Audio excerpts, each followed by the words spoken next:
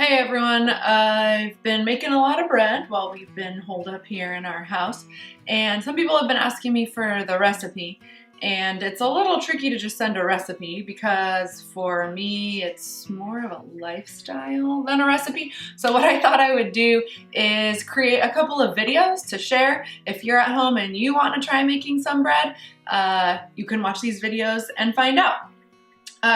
The videos are gonna be kind of broken into little separate chunks. The first one right now we're gonna make is about yeast, the stuff that makes the bread rise.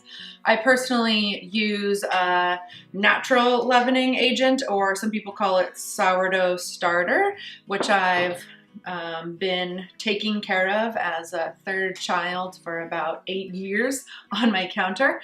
Then there's your commercial grade yeast that you can get. I have a whole bunch here, even though I don't really ever use it, that raises the bread really, really fast and doesn't necessarily develop the same flavors and health benefits that you would want. So I'm not really going to be leading much of a conversation about this kind of yeast. I'm more going to be talking about making sourdough bread with sourdough starter.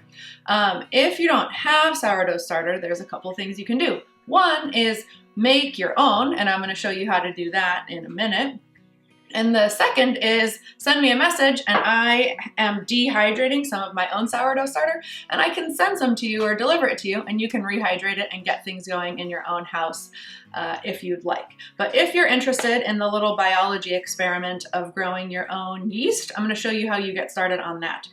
We in the Strong household started growing our own yeast about 8 years ago, and then someone brought me some yeast from a really famous bakery up in San Francisco, and I added it in, and now we have some kind of Mod Podge. I presume it is just evolved to be a happy yeast family that likes our household environment.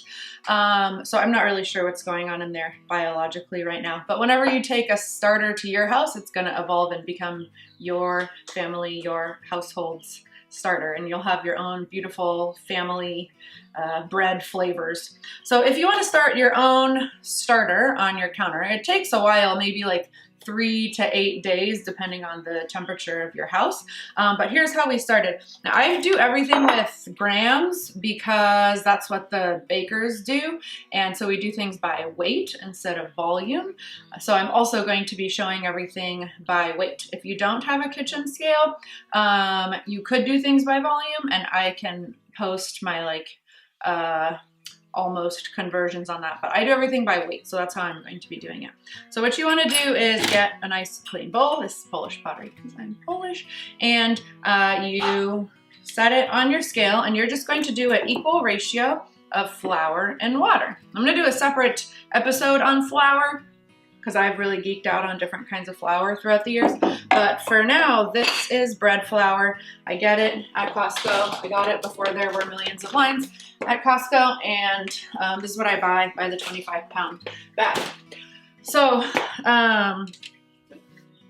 so what I'm gonna do is I'm going to put 100 grams of flour into this bowl. And then I'm going to put, that's 109, but that's okay. Even though we like being precise, 109 is okay. I'll probably just do 109 of water in there as well. And there we go. Oh, that's 117, but that's close enough.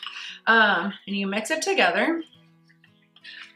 And what this is going to become is a little house for all of the little yeast cells that are already residing in the air of your house to come and live. So if you look at it now, it just kind of looks like a paste. There's nothing really going on with it. There's no yeast activity. This is not helpful for making bread at all. Well, except for the fact that flour and water are ingredients of bread. It is not helpful in the yeast world. So what you do is you take this and you cover it loosely with a paper towel so that nothing gets in, but also that air can still make it in. And then you just set it on your counter until the next day. And then the next day you take out half of it and you feed it again with 100 grams of flour, 100 grams of water, and stir it around. You do that every day until you start getting yeast activity.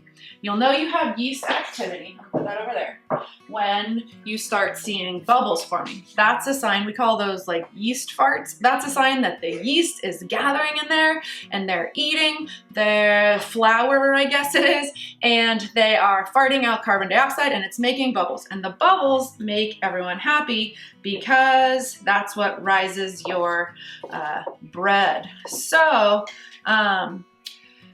this is what my starter looks like, and you can tell if your starter is ready to rise bread by taking a little teaspoonful of it and dropping it into water. And if it floats, which I hope it does, just a second, things don't go perfect all the time. Also, maybe I let this one rise too long. Yes, that had some, see, that's actually a good symbol. This was the one that I just mixed over there and it sunk right away. This is the one from my well-fed starter and it's floating on the top. That means it has a lot of air in it and it's ready to rise bread.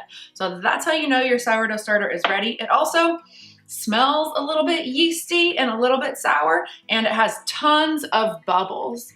And so that is how you know that it's ready to make bread with. I'll try to post some pictures of the one that I'm making from scratch over here on the counter so you can follow it day by day if you want to make your own at your house. But that's all I have to say about yeast for now. In the next video, I'll show you about how you take this and turn it into bread.